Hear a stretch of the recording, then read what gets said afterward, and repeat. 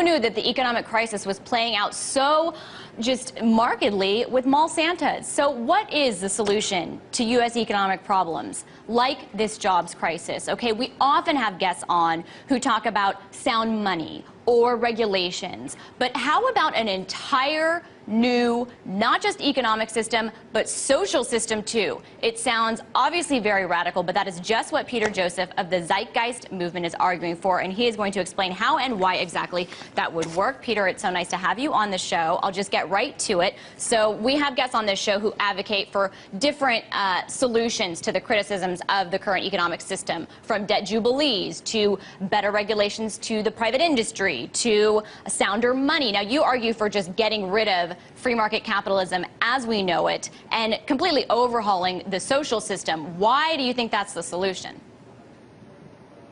Well, as all well and good as those things are, and thank you, Lauren, for having me, the real crutch here is the structural flaws and the psychological flaws that this system creates. So the unemployment crisis, the debt crisis, the public health crisis, the poverty crisis, the energy crisis that's looming, and the immense social destabilization you're seeing are actually systemic causes of the fatal flaws of this system at the core logic. Now, I can expand on any one of those topics that you like.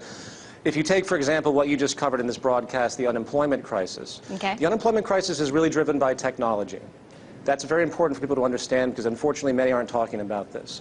We have an exponential increase in information technology coupled with invention, material invention in manufacturing and all the other sectors, the service sectors, design revolutions that are happening with artificial intelligence, eliminating the necessity for human occupations. And it's exponentially increasing, and increasing more rapidly as this decline occurs as well, because it's more affordable for corporations to automate. They don't have to pay insurance and vacations.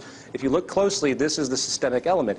Does that mean technology is bad? No, it means that human evolution is moving in a certain path that is literally making obsolete the current social system in that attribute that I just mentioned. But I'll pause there and let you continue. Thank you, and we'll get more into this. To stick to what you brought up, which is jobs, which we were talking about, certainly you can talk about the technological component of job loss, but let me get to another one. What about, just for example, the industry of construction in this country, which we saw kind of get totally decimated with the housing bubble, which popped. And this gets to the issue of debt, which I know is an issue that you talk about. Can you talk about the role of debt and the limitations of it in our monetary system?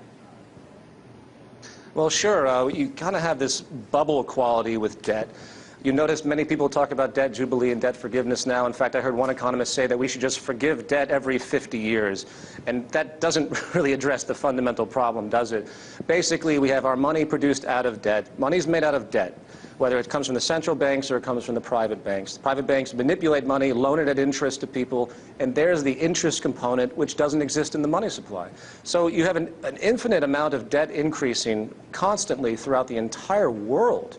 And that is why we are in the staggering state that we're in, suffocating us on so many different levels. Just look at medical debts, look at student loan debts, look at all of the deprivation that's being caused of that. That's one side of it, which is, to my view, a completely sick social experiment. It's a horrible thing to do to human society, to even impose this fictional element on them, to impose them, which brings me to my other point, which is that debt serves as a form of, for lack of a better expression, slavery. It's an imposition of scarcity, which forces people into positions that they typically wouldn't take for their purposes of integrity or education, but they have to, and usually at less expense to the corporations. So in a way, it's great for the corporate system on a certain level, to a certain threshold, to have many inhibited people that have no freedom to be in debt. In fact, a running joke in my community is that when you get out of college, most likely you have $80,000 worth of debt. You're ripe to be enslaved into a corporate system that doesn't have to give in to your interests or take care of you.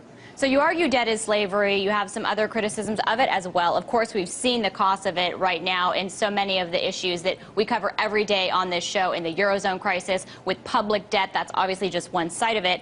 My question then, is this why you want to ditch the monetary system? And if so, also, how do you reward work and sacrifice that people make?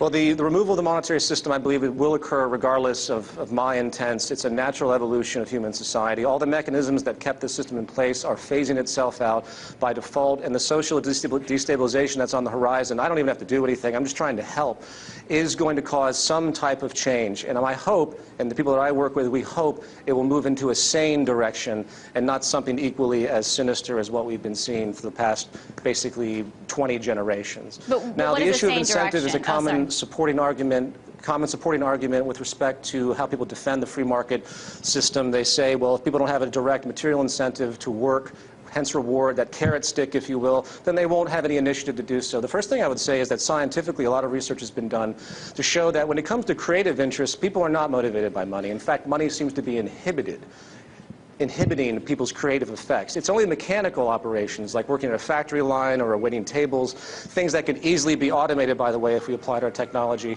that people need that reward because it's so mundane. The true ability, the best resource on the planet is the human mind, and to free that mind, to enable it to be creative, and that's the beauty of our technological evolution at this point. On a second level, noting that scientific validity, that incentive is not always the case for people to be operational, we have other incentives in society that are not directly material, that are very, very rewarding, that if people broaden their horizon, they would see. For example, the incentive to be able to walk out your home and not be worried about someone robbing you because they live in a deprived environment, pulling out a gun and taking your resources, putting all those locks on our doors. Most of the crime we see in the world is related to money, one way or another, and deprivation through the monetary system. Another incentive is the removal of war, the removal of poverty. Imagine having the satisfaction of knowing there aren't 1 billion people starving on this planet. There's a deeply social element in us that is coming to fruition. It has to for our survival. I believe that our personal interest must become social interest. It has to. It really is already there, but we just don't know it yet. We don't think about it that way. And until that happens, we have a lot of big things on the horizon. One final point I'll say about incentive. How about this as a classic example? We have all sorts of immense military revolutions happening right now. They're going to make the atomic bomb look like a catapult, a Roman catapult. What's going to happen when we have these advanced technologies and the immature society we do now based on this farce social Darwinism, this tribal mentality, this sovereign war mentality, everyone fighting amongst themselves, the assumption we can't get along? What's going to happen when we have the advanced technologies that can be pulled off the shelf through, say, molecular engineering that can wipe out whole continents at a whim? This is a very real thing. In the words of Albert Einstein, our technology has exceeded our humanity, so it's very important that our values come in line, and that's explicit to our new socially conscious revolution that has to come from the basis of the economic system. Peter, there is so much more I want to get to because you have so many interesting points of view that I want to get more into. And also, since we last spoke, Occupy Wall Street has happened, where we see people protesting the economic system on the streets of the U.S. So I want to talk about more of these things. We're going to go to a quick break, but we will be back with director and filmmaker Peter Joseph. All right, with Occupy Wall Street all over the nation, we have seen people come out onto the streets to protest the economic system itself. And director and filmmaker Peter Joseph is one who advocates for a total overhaul. So we are going to get more into what he thinks of this movement and also what he thinks of changes to the economic system. So Peter, let's get back into this because, as I said, Occupy Wall Street is on the streets protesting the economic system. It's also a leaderless movement. I'm curious how you see, if you see them as having their intentions in the right place. Intentions, absolutely. But until answers are proposed, until people get together and to think about a solution, not much is going to be accomplished, unfortunately. It's an awareness protest movement. It's really important what they're doing. I think it's really another systemic outgrowth of destabilization. I've been expecting this type of thing to happen for a long time. Occupy Wall Street and the global Occupy movement, which is really the most important attribute of it, because this isn't just about Wall Street, this isn't just about the United States. It is really about the total global financial system and the inherent flaws of the market system. Even though many people in the movement don't even discuss those issues, they're expressing their angst, and rightly so. What I would like to state, though, is that the 1% are not something to be demonized per se. The 1% are simply the best game players in this game strategy that's been generated. The 99% have let the 1% come to their place as easily as anything, because the 99% basically have been supporting all the mechanisms that enable the 1%. This system is based on a structural classism. It's always in favor of the wealthy. I don't mean that just from lobbying and government intervention. The very basis of the structure, from the bankings and the loans and the interest system, really supports that. So if the Occupy movement really wants to get down to brass tacks, they're really going to have to start addressing these root issues that I talk about and that my movement talks about and many others talk about as well, and then think about what the solution is. I really believe in the Buckminster-Fuller notion that it's not about fighting some system anymore. It's about building a new design that makes the other one obsolete and getting the public to understand it, and then the game is basically over. And it's kind of evolution that you talk about, but I'm just really curious kind of how you do that and how long you see that needing to take, because I don't know if you saw the Black Friday videos of people attacking each other for $2 waffle makers. I'm going to play a tiny montage for our audience. I'm sure you can imagine from the noises what's going on in them. Guys, come down.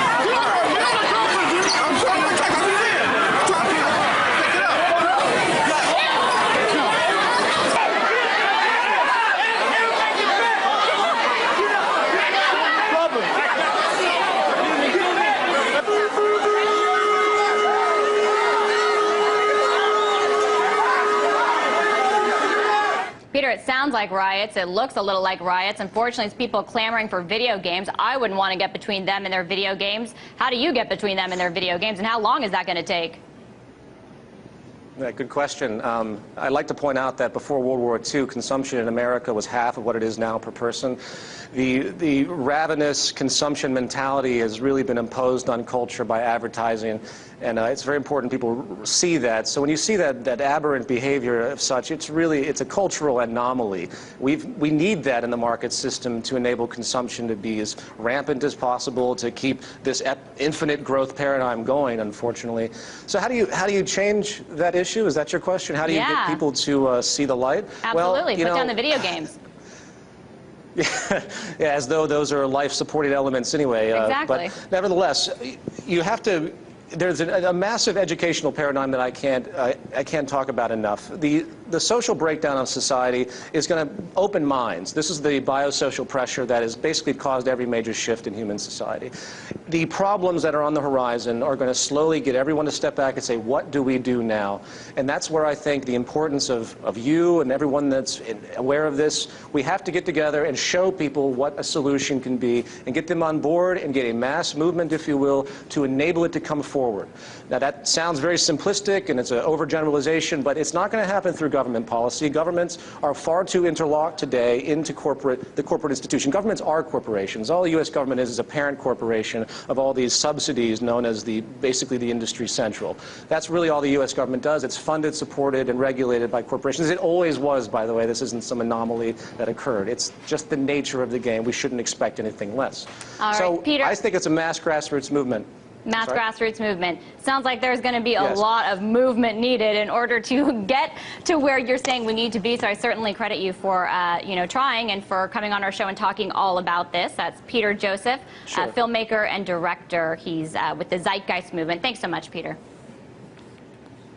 To better regulations to the private industry, to sounder money. Now, you argue for just getting rid of free market capitalism as we know it and completely overhauling the social system. Why do you think that's the solution?